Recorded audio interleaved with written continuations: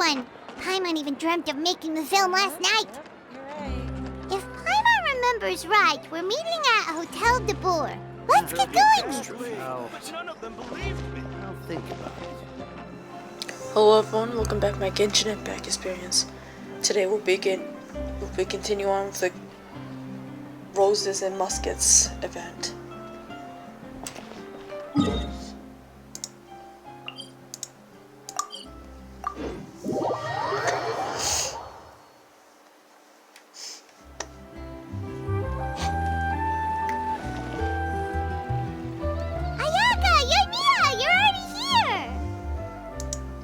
Good morning.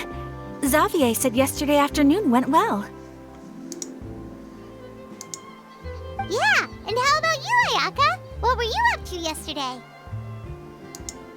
After we split up, Ayato went to see Udex Nervillette at the Palais Mermonia. I was originally thinking of going with him, but he said he could manage it himself.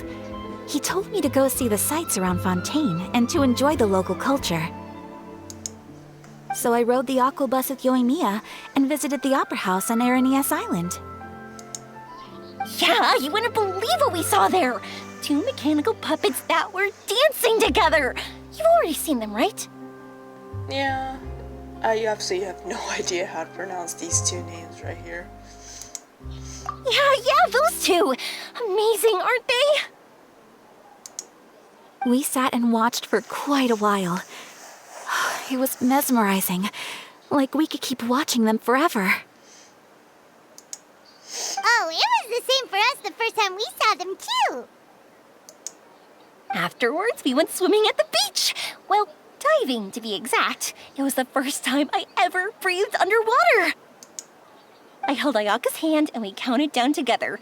3, 2, 1, and then splash! We were beneath the waves.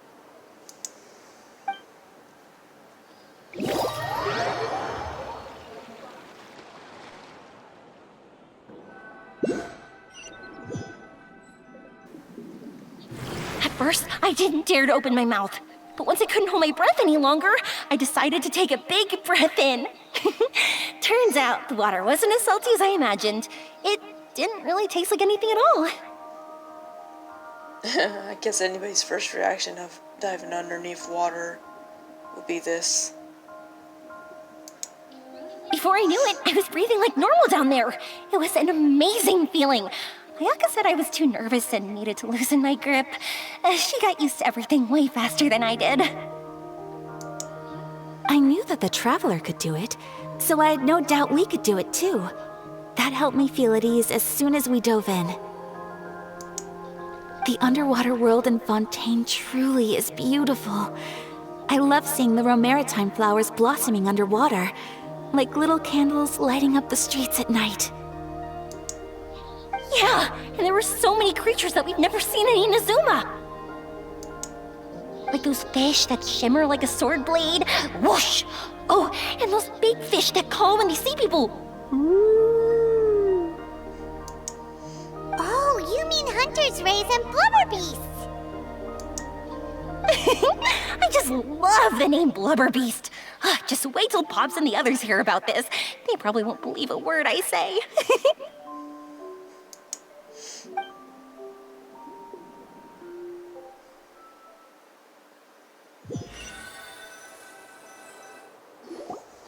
Yoimiya was down there for quite a while. It was dark before we finally rode the aqua bus back to the city. I figured she'd want to sleep in today. Yeah, even I was worried that I wouldn't be able to get up. I still felt like I was drifting in the waves when I went to sleep last night. Oh, gee. But as soon as I woke up today, I remembered that we'd all be shooting a film together, and I was ready to go. Speaking of the film, where's everybody else? My brother and Xavier were speaking to the restaurant owner about using the place as a filming location. They should be here soon. As for the others, We're here.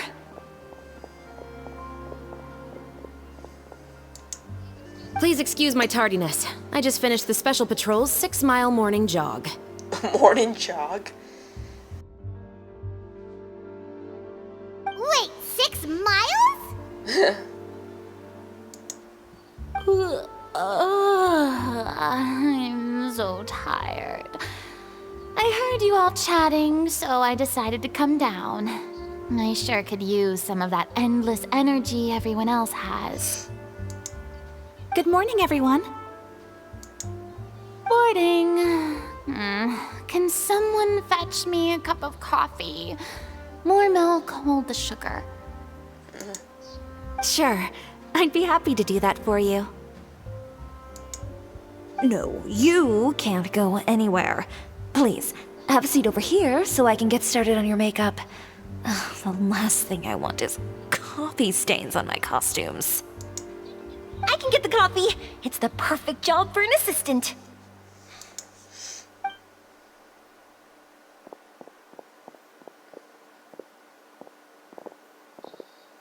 So much energy. Seriously, what's her secret? I honestly don't know. Oh, your Mia's always like that. But you sure look exhausted, Farina. It's because you're not used to waking up so early, huh? Of course not. I spent the whole night reading the novel from cover to cover, marking sections that either need to be omitted or adapted. So you were up all night working. Wow. Paimon didn't expect you to be so thorough. Well, I was the biggest star in all of Fontaine after all. It takes more than just a pretty face to earn a reputation like that. I know how to get serious when the situation calls for it. I went all out when I was acting as an Archon, so why wouldn't I do the same for my own life? Here's your coffee, Director Farina.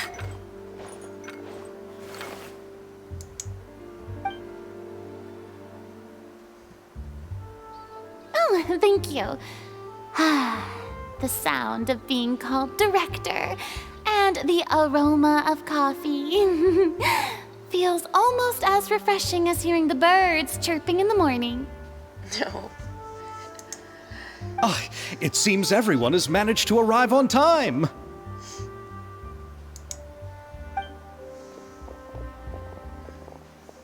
We've reached an agreement with the restaurant owner. We are free to use the second floor to shoot our film. Really? That's great!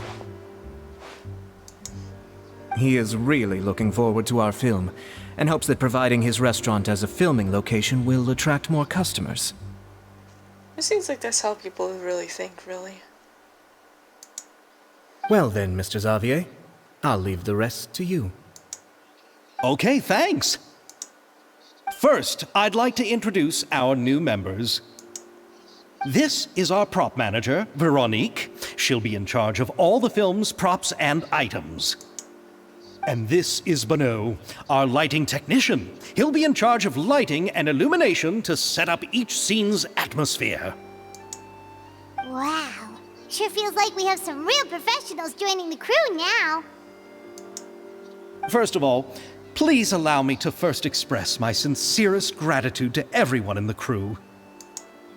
When my investor informed me yesterday that he wouldn't be able to provide the funds, I really thought that this was the nail in the coffin for this film. I had no idea that I'd find so many people willing to help me on such short notice. Thank you. Thank you all from the bottom of my heart. No need to be so cordial, Mr. Xavier. We're all honored to be a part of this.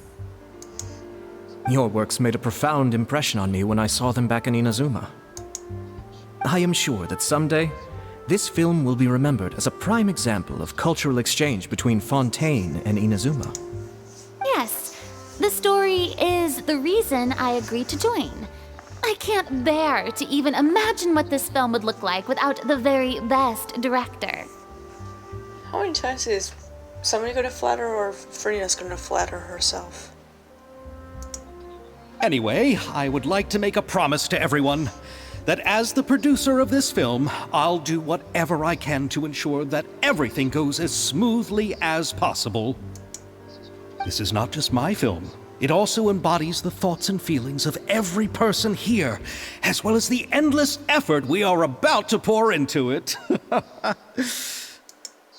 So, without further ado, the Two Musketeers will officially begin filming now!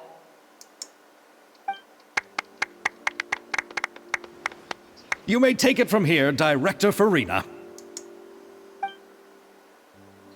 All right. Listen up, everyone. The first scene takes place when the two young musketeers are living at the Baron's home, still unaware of all that is about to happen to them. We'll need props and lighting to set the scene. Our lead actors can go get their makeup done, and extras, please take this time to go over your positions. Whoa. Seems Farina's really kicking things into gear as the director. Is everyone clear? I don't want anyone traipsing around the set like umbrella finches. Like what? All right. Cameras will start rolling as soon as the set is ready. Let's make a film that'll make some serious waves in Fontaine. Not the kind of waves that drown people. I mean, the good kind of waves. Yeah, that will always get brought up. Seems like she's still a bit traumatized by that. I wouldn't blame her. Anyway, let's go see if there's anything we can do to help.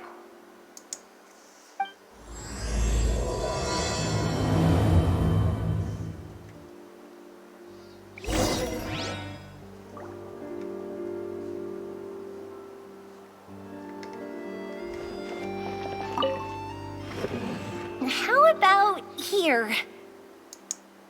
A little more to the left. You got it. Hey, Yoimiya, do you need a hand? No, I'm fine. You know, doing the lighting is kind of like designing a fireworks show. It's interesting to imagine what kind of atmosphere the lights will create. I heard that the Traveler will be operating the camera and Paimon will be the clapper loader, right? Those roles are just perfect for the two of you. Really? Is that because it'll be easy for Paimon to hold the clapperboard while flying? Maybe. Well, sure, there's that, but that's not exactly what I meant. I just think that after all your journeys together, you two must have developed a super close bond and just naturally know how to work with each other. If I'm not mistaken, the director will want the cameras rolling as soon as the clapperboard goes clack. The clapperboard just gets edited out in post-production. Oh, I see. It's amazing to see the magic behind filmmaking. Yoimiya, we need lights over there too. Oh, on it! I've got to get back to work. Chat with you later. Oh, it's exciting to see so many people working together to bring the film to life.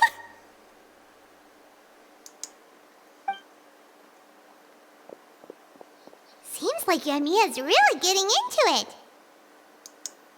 But she was right. We do have a super close bond, don't we? Of course.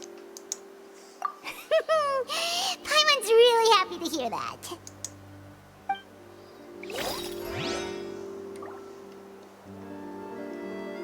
Okay, who else? Oh, here we go.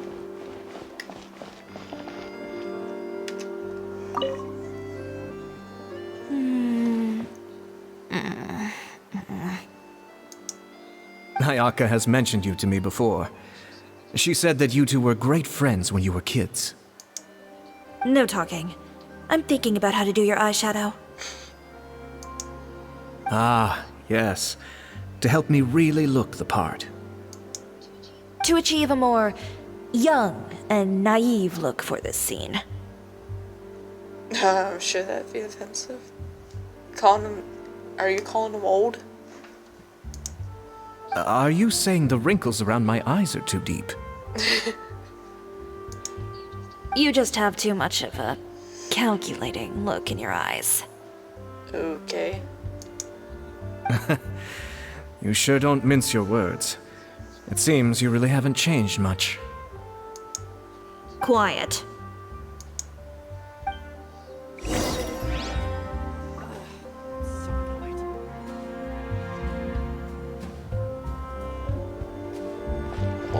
if I talk to Verena?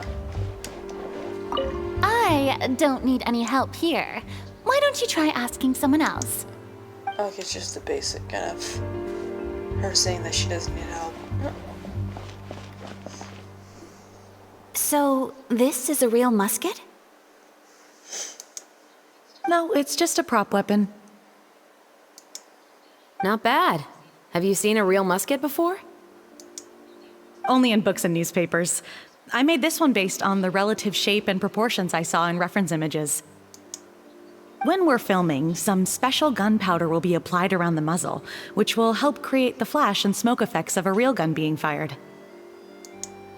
Which means it'll be up to the actors to portray the recoil. That's right. The sound effects for gunshots will also be added in post-production. Thank you, Veronique. I think I know where to start now. However, the musket's gears and firing pin could still use some work. Adding some wear on the metallic components will make them appear more realistic. Also, be sure to rub the muskets with some oil each time before we start shooting. That'll give the impression that the firearms have been well maintained. Good point. You seem to know a lot, Miss Chevres. I assume you use these types of firearms on a regular basis? Yes, I perform routine maintenance on my weapons every day. Just like we as people need to eat and sleep, muskets need to be cleaned and maintained. I also perform similar care for my sword every day, and familiarize myself with its shape and weight, to the point where it feels like a natural extension of my body. Yes, this way, our weapons will never betray us in the heat of battle. Yes, well said. It seems we have the same philosophy on this topic. Oh, sounds like they found a common interest to talk about. Definitely like to bond by talking about your weapons. Though these props differ from the muskets I use, I can still give you some pointers. Good. I look forward to your instruction. First and foremost, never point the weapon at anyone, regardless of whether it's a real or prop weapon or whether you're holding it or it's on the table. This holds for any time when you're not actively engaging an enemy. Okay, understood. When aiming the musket, extend your arm so that it's level with your shoulder, and use your eye to look down the weapon's sights. Like this? Not bad. Now, try saying your lines. This is the end of the road for you. Good. Now turn your body a little. That way, you'll give your enemy less of a target to work with. And relax your shoulders. Here, allow me to demonstrate. This is the end of the road for you. Huh. What are you thinking? Excuse me, Miss Chiori.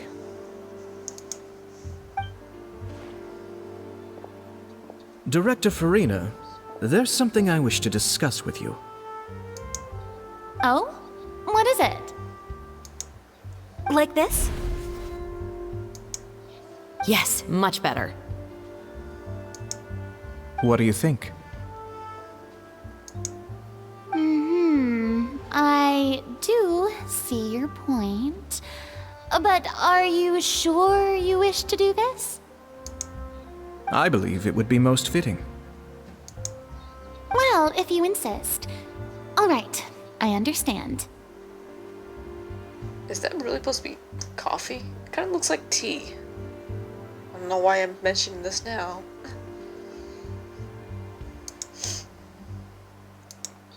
Miss Ayaka, Miss Chevres, could the two of you please come over here? Huh? What's going on? Are we gonna start filming now? Let's go see. What is it? I have a question for you, Miss Chevres. Would you be willing to play the role of a musketeer? Huh? What? To clarify, I would like to turn over my role to Miss Chevres. But brother... Don't worry, Ayaka. I actually view this as a good thing. I was becoming troubled trying to set aside some time to speak to the staff at the Palais Mermonia. I would like to have some conversations about the cultural exchange between our two countries, and I've heard that the bureaucratic process here can get rather complicated. Now, I will be able to focus on my work. Besides, you also know that I'm not really one for public performances. Are you really sure? From a director's point of view, I also felt like the relationship between the two musketeers in the original story could be improved. The older brother in the story plays the lead role with his overbearing character, but this causes his character to overshadow that of his sister, and the theme of the two supporting and relying on each other isn't conveyed very well. But if we were to change the siblings to two sisters of a similar age, then that aspect of the story might come through more clearly. Also, I've seen you instructing Ayaka.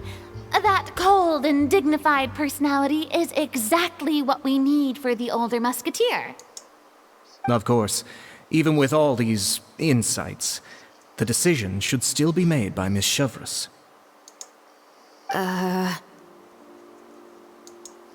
Chevreuse mentioned that she really likes the story, right? Paimon bets that she'll take the role. But she will still have to prioritize her work. All right, I'll take the role. Good. It's decided then. I'll get started on making edits to the script. We'll also need to make some immediate adjustments to the lighting, props, and costumes. I have a feeling that our adaptation will be even better than the original story. You're doing a great favor for me, Miss Chevreuse. You have my gratitude. Don't mention it. I like this character, so if anything, I should be the one thanking you.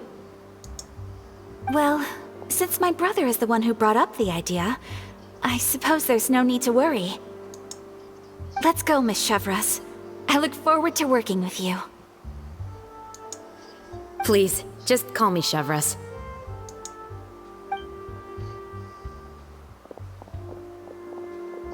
Seems like you're really going out of your way to solve the problem I was having with your makeup. Surely you jest, Chiori. I assure you that I was mostly motivated by a desire to spend more time on formal business. Oh, come on. You really think I'd buy that? According to what I've heard from Ayaka, her brother is someone who can juggle 10 different matters at the same time. I'm sure you have other reasons for backing out. Perhaps. Ayaka always said she wanted to go out and see more of the world, just like the Traveler. But I feel that she needs not only to see other nations, but also to make some different kinds of friends. I think it would be harder for her to make new connections with me constantly by her side. I would like to give her some space. Aw, you're a nice older brother. Alright, go on. Spoil her some more. Ayato! It's too bad you're stepping down from the role. Paimon really wanted to see you act as a musketeer. This is justice. No need to poke fun at me. I'd wager that you also felt that I wasn't the best candidate for the role. It's a little hard for Paimon to imagine you saying those lines. So are you going to go Pfft, Jesus, I'm messing up my line. So are you going to go back to your work now? Yes. I've made an appointment to meet some people from the Palais Mermonia. Now, I will have some more time to prepare. Traveler, get the camera ready. Paimon, get the clapperboard. Actors, to your positions. We're about to start shooting the first scene. Go on now. And please take good care of Ayaka. We always do. Yep, don't worry. Good luck with your work. Thank you. I look forward to seeing the film when it's finished.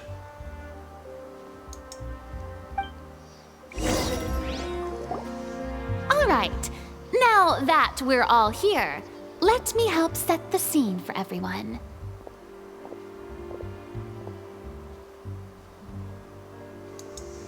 The first scene takes place when our two main characters are still living at the Baron's estate. They've been ostracized and verbally abused by others in the household, but they still have no idea why. We want to capture how naive and innocent they are, despite their pain.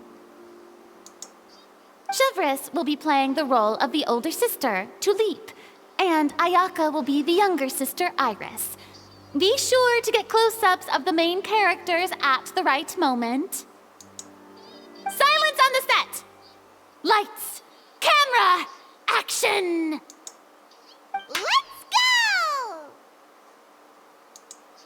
Tulip, Mother's been out for quite a while now. Perhaps she went to pick some flowers on the way home. You know how she loves flowers.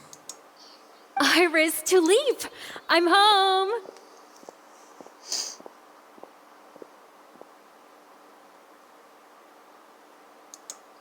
Mother, you were out for so long, we were beginning to worry about you. I'm sorry, but I'm back now, safe and sound. Here, I brought your favorite treat, apple turnovers. Mother, what are those bruises on your hand?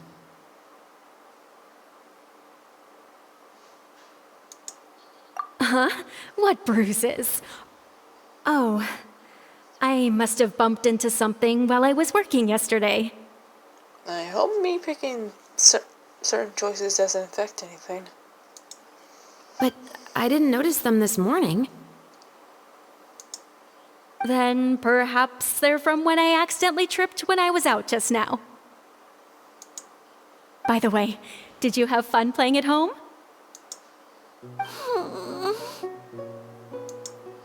What's the matter, Iris? Well, we've realized that no one really wants to play with us. They even took Iris's doll and spat at us. And they even called us names. They said we were... Shh. It's all right. Don't worry. Girls, listen to me.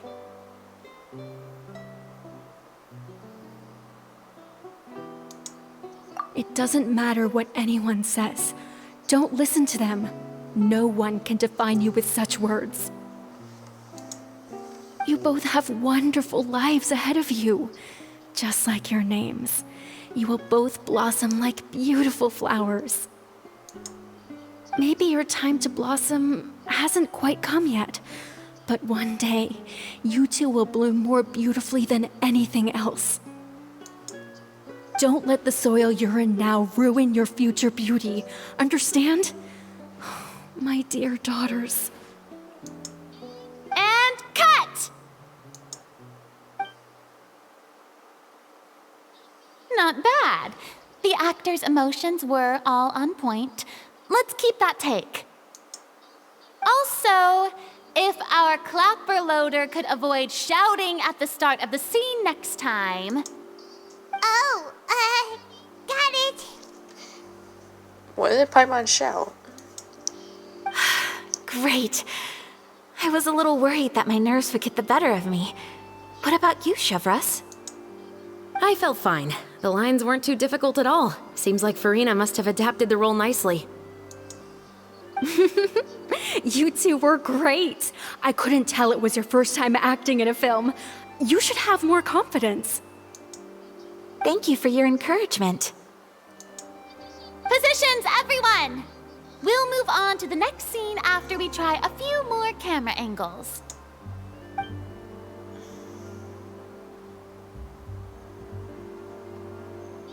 This scene is when our two characters return home, only to discover their mother has been murdered. Ready? Lights! Camera! Action! Mother, we're back.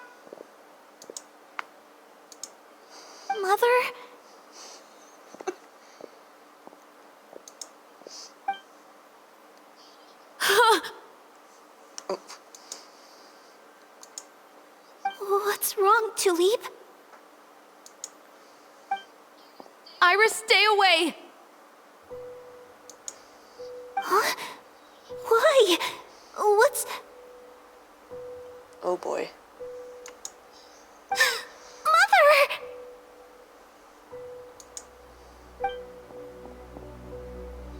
Mother... She's...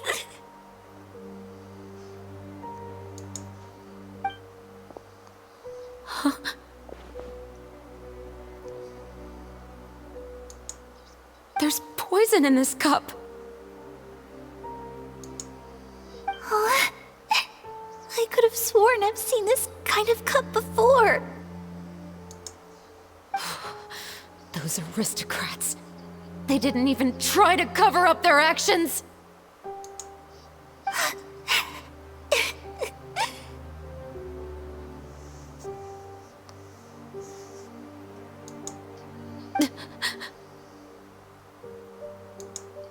Iris, we need to leave this place. Leave? But now that Mother is gone, where can we even go?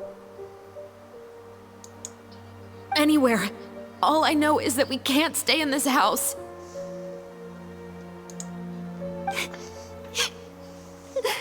But are we just going to let them get away with this? We'll have our revenge, I promise you. Just not right now.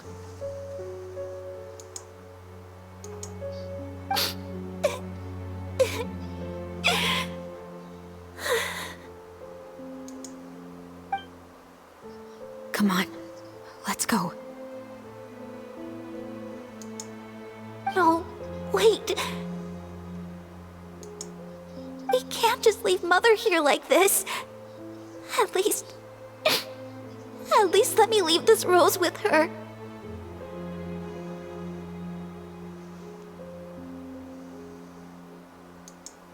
That's why we went out in the first place.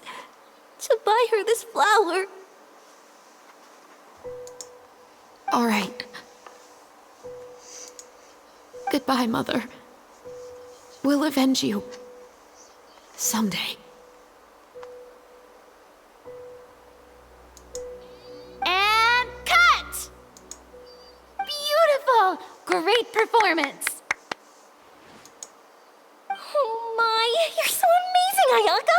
And were those real tears I saw? How did you do it? Yeah, it kind of looked real. I was surprised too. Thank you for the kind compliments. Actually, as soon as Director Farina said action, I told myself not to think about anything. I just felt the weight of the moment and became the character. It's quite similar to practicing the art of the sword. You clear your mind and focus only on what's happening in front of you. Ayaka's performance was amazing. Have I discovered an acting prodigy? Pipe down, everyone! We need to move on to the next scene! Huh?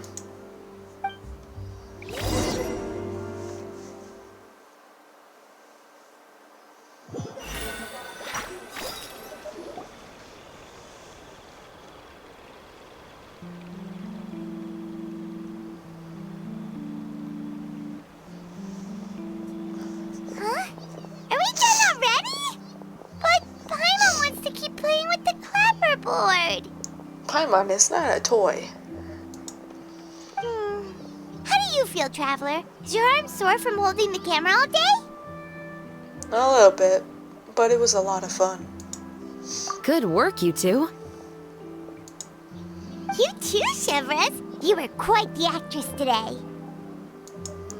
I've read this novel many times before. I have a good grasp of my character's mindset. Anyway, do you remember my request from yesterday? How could I forget? Oh, right! We were having so much fun that Paimon nearly forgot! You have a case where the murders seem really similar to the cases in the novel, right? So, how are they similar exactly? In the story, the main characters grow up to become two musketeers, always using their guns to carry out their revenge. And on each of the victims, they place a rainbow rose as a signal that they've returned. So were rainbow roses in your case too? Yes, that's correct. We found rainbow roses just like in the novel. Seems like you're connecting the dots now. Oh, that does sound pretty concerning. Especially after seeing the script today. Oh, now Paimon can't stop wondering what kind of ulterior motive the murderer might have. What do you think, Traveler? You're smart. Paimon wants to hear your thoughts. If we're only there to assist, then I think we can join the case. Good. On behalf of Fontaine's Special Security and Surveillance Patrol, thank you for your dedication to justice. There's no time to lose. We should start investigating right away. Follow me. Huh? Right now? Well, we just got done filming all day. Paimon's so tired. The most valuable intel always comes after nightfall. They are like small, remote islands in the middle of the sea. If you don't stay vigilant, you will pass right by them in the fog. That's how one of my favorite books always puts it, at least. So, where are we going right now?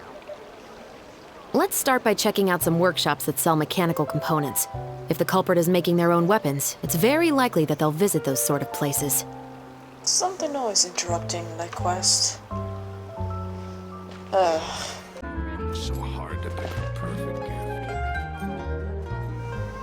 gift. Okay, I didn't realize that world quest actually was voiced, but anyway, let's continue on.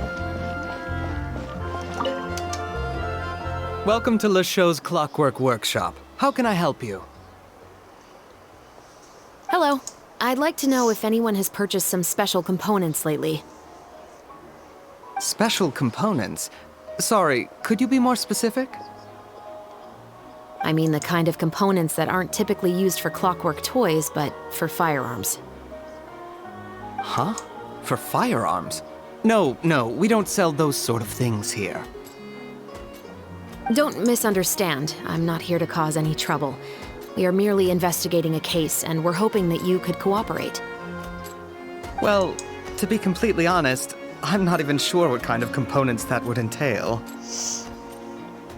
Has anyone ever purchased components here as an individual rather than on behalf of an organization? We have a lot of customers who buy toys, but those who buy components are all regular customers who buy in bulk on behalf of their organization. Is that so? I understand. Thank you for your cooperation. You're welcome. It's the least I can do.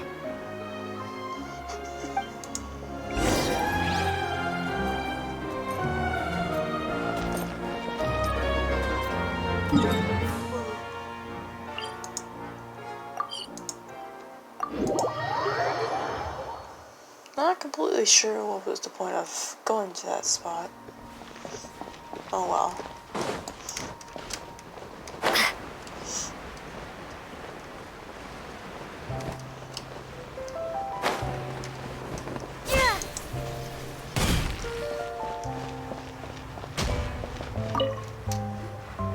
Oh, hey, Chevris. Run out of oil for your musket again? Hello, Estelle. I want to know if anyone has come to your shop recently to order some firearm components. Oh, is this another case? Let me think. I don't think so. Some people have requested that I make some prop guns for the Fontanalia Film Festival, but I refused all of those requests. Oh? Why's that? Because there's no profit! I only make things here that can do some real heavy lifting. I don't have the energy to make some new molds just for the festival. Then has anybody come specifically looking for mechanical components? Well, I usually sell off my scrap to the Fleuve Cendre. I don't typically give them to one specific person. I understand. Thanks for your cooperation. Don't Don't mention it. Always happy to have the Musketeers' patronage. Seems like we haven't found any leads to go off yet. Yeah, unfortunately. All right, let's head to Fliv Sandra next. Huh? Are you sure? People might not be so thrilled to see the captain of the special patrol there. You think so, huh? Then I guess you don't know. Huh? Know what? That I grew up in Fliv Sandra. Huh.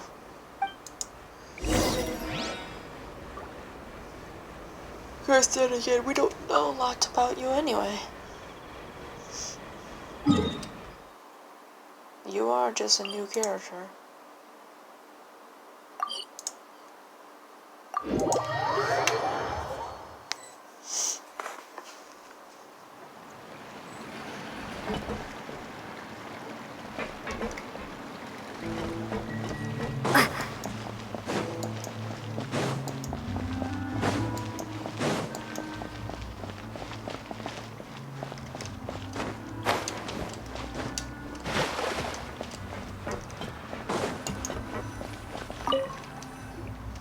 What's all this?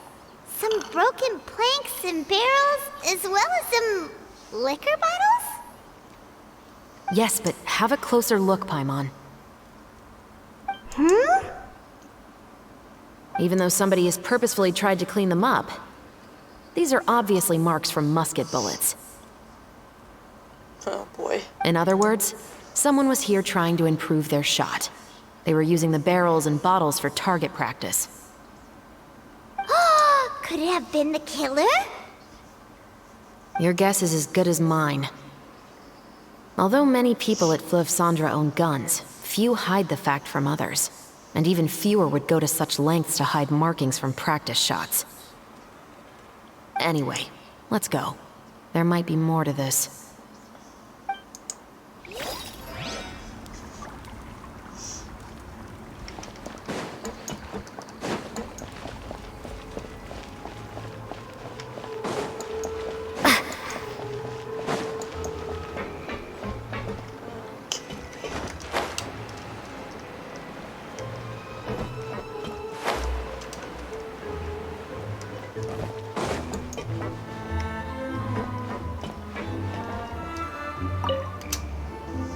It's been a while, Tetro. Please, just get on with your request. Oh, right to the point. I want to know if you've heard anybody talking about muskets lately.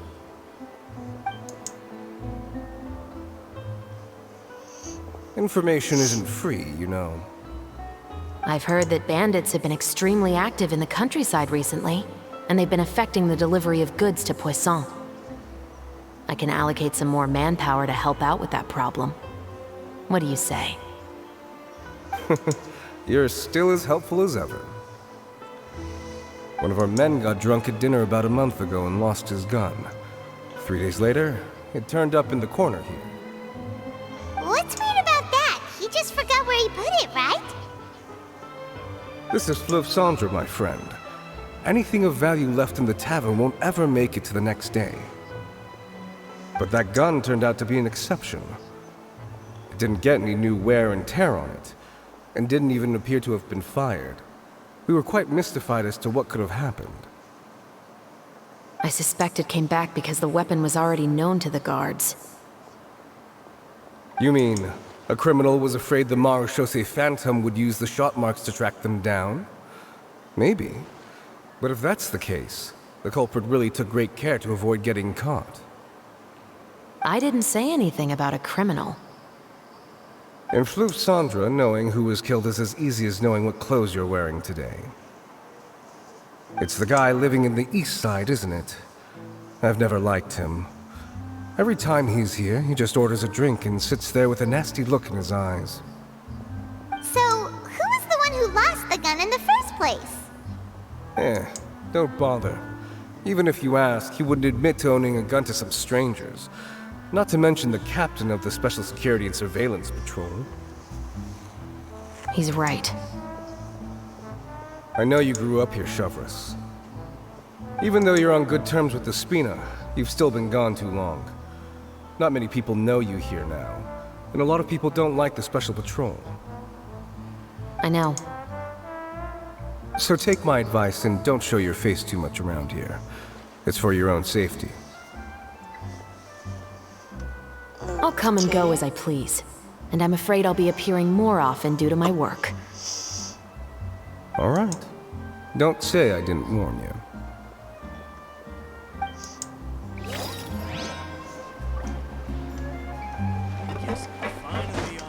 I'm stuck.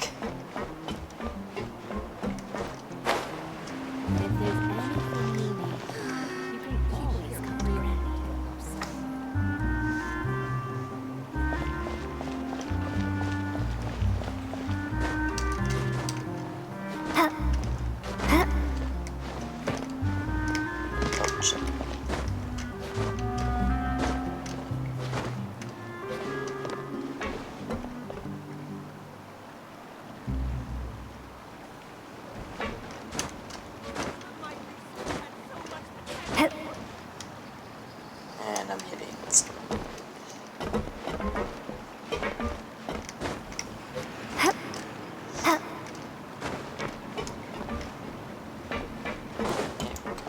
You're a smart person. Hello, I'd like to ask some questions. I don't know anything. Don't worry, I'm not here to arrest anybody. You say that now. Geez, so salty. It's the truth. Here, take this as my guarantee. Wait, did Paimon just see what she thinks she saw? Is the captain of the Special Patrol bribing a citizen? Seems you're different from the other guards. What do you want to know? Have you heard anything related to muskets in Fleuve Cendre lately? Anything at all? Muskets, huh? All I know is that about 2 weeks ago, we started hearing some loud noises at night. So loud that it's been waking me up. Were they gunshots? Possibly. It's hard to tell around here. Someone's house collapsing, a pipe exploding somewhere, it's all the same. But the noises I'm talking about definitely happened after I fell asleep.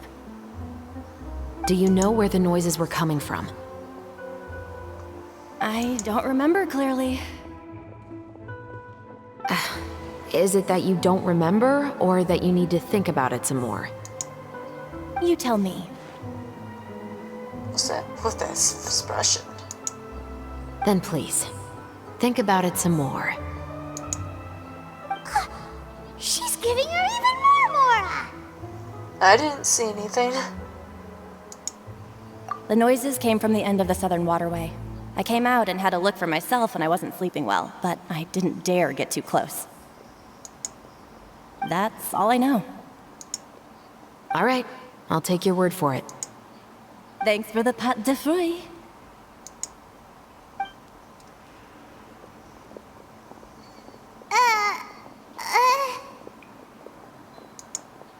No need to be surprised. I grew up here, remember? I know how to get people around here to talk. What talk? Seems you catch on pretty quick. Now then, let's keep going.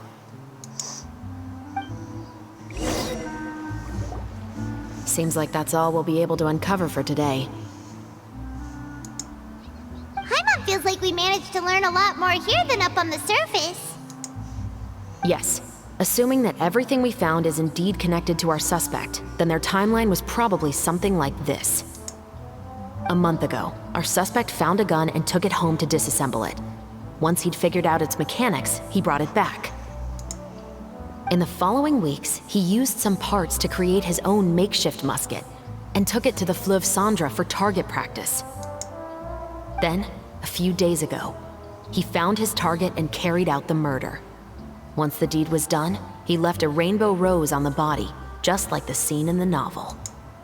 That all makes sense to Paimon, but we're still no closer to figuring out the killer's identity. About the guy who died. The deceased was a resident of Fleuve Cendre.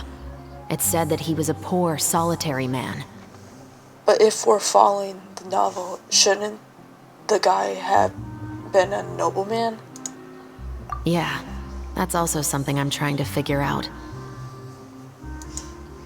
If we are indeed following the novel, and there's a story behind the murder, then this murder should be an act of vengeance. But according to our investigation, the deceased didn't have any enemies. He was no saint, but no one's heard of a rival who hated him enough to shoot him dead, much less care to leave a rose on his body. What message is the killer trying to convey, and to whom exactly? Could they be the novelists? We've thoroughly investigated that possibility. He claims to have spent the whole day at the Opera House on the day of the murder, and the staff there have confirmed his account. Okay, so he has an alibi.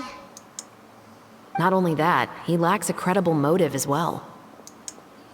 He has a family of his own, and both of his parents are still alive. I've looked into his records. He was adopted at the age of 6, and all the proper procedures were followed.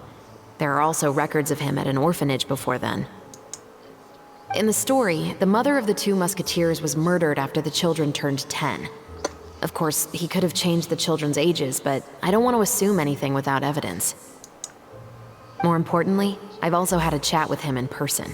He didn't seem like the kind of person who would pull the trigger to kill a man. Then, what should we do now? We have all this new information, but it doesn't help us move forward. Investigations take time. I didn't expect us to catch the culprit in just a single day. How about this? Let's spend the next few days filming with the crew. We can continue the investigation once we're done with the film. I'm sure that given time, new leads will present themselves. Wait, but weren't you saying Intel is like small, remote islands in the middle of the sea just a moment ago? Wouldn't you just miss them if you were to stop looking? Ah, but the book had more than one reference to the islands, Paimon. Oh? What else did it say then?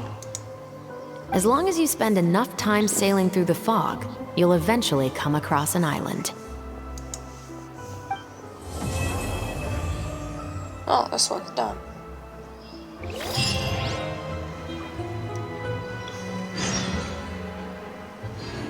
This one seems shorter than the other one. What? Never thought that the captain of the security and surveillance patrol could come from the Fleuve Cendra? I have to say I'm pretty shocked. I'm sure that wasn't easy. You mean rising through the ranks? It was a struggle, for sure. But as long as you can distinguish yourself through your accomplishments and skills, you'll eventually be recognized for your worth. If you look at it another way, my life at Fleuve Cendra has actually taught me a lot of valuable skills. Skills like how to barter with criminals or how to think in their shoes.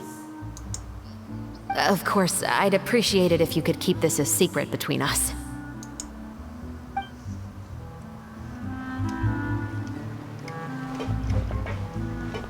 Okay then.